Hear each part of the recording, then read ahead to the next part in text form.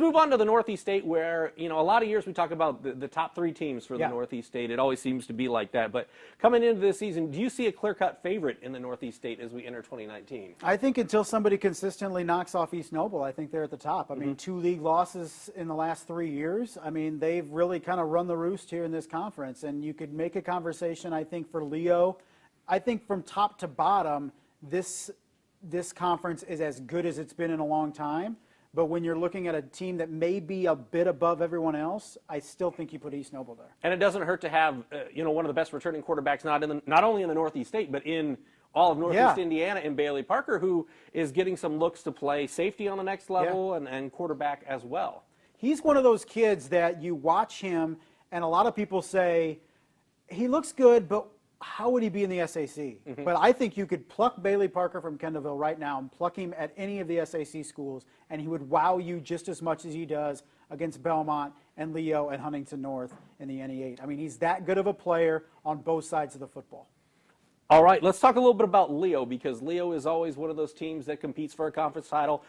New Haven also competes for the conference title year in and year out. How do you see those teams playing out this year? Because for the first time in a long time, A.J. Restivo was not the starting quarterback. It's very weird to going to be calling highlights or go into a game and not see A.J. Restivo at the QB position for the Purple Pride. He was like a 7-year starter for Leo and was a heck of a school crossing guard. Oh, I did not know that. At Leo in the morning. So he pulled double duty, helping the kids get safely across the street. That's then throwing clutch. touchdown passes at night. Yeah, so hopefully they have a replacement both at quarterback and at crossing guard for Leo. But that's the question, I think, for both teams is what they have to replace in terms of the guys that they lost. I mean, Leo, I think, was an underappreciated defense a year ago. They lose some big guys from that defense.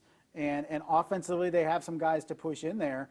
A little bit of a quarterback battle, still trying to figure that out, is Coach Souter. But I think there's pieces there. But you look at a New Haven team that was just 3-4 in the conference last year under Coach Lynn in his first year.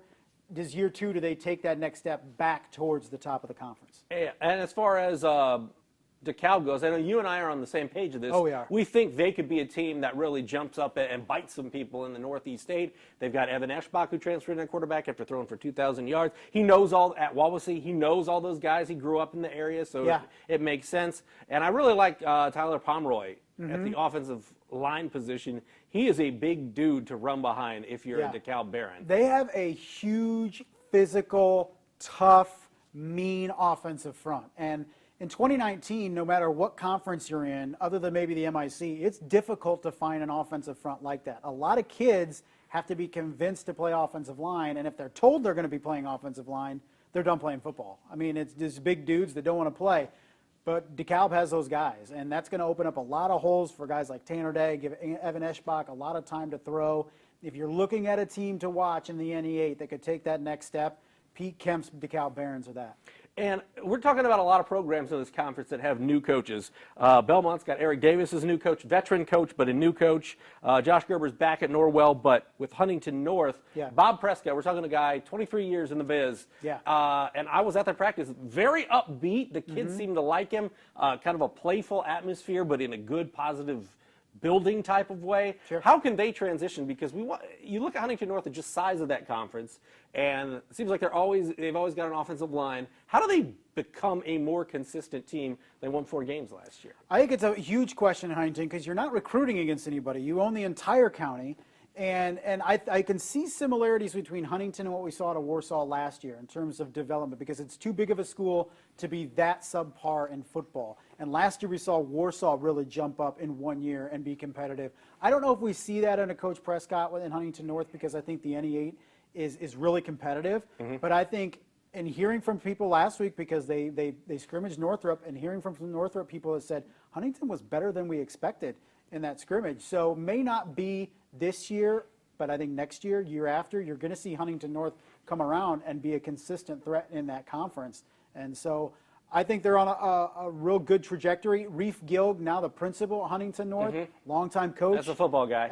He knows what it takes to succeed in football. You know, maybe we see an upgrade in facilities in the coming years at Huntington North that really would help out. We've seen what, schools like Norwell, East Allen County schools have done. So I think there's a lot of excitement around Huntington North. May not be this year, though. I also like Columbia City, what they've got bringing back offensively, specifically at the skill positions. They started a freshman quarterback at times last year, and he looks the part. Yeah, I mean, Bolt is just a tremendous player, still just a sophomore, but one of the captains for Columbia City, voted on by his peers or kids older than him. And you don't see a sophomore being voted on as a team captain too often. But Greg Bolt is that. And he's got Michael Sievers. He's got a couple of Bedwells out there. Yep. He's got some talent surrounding him.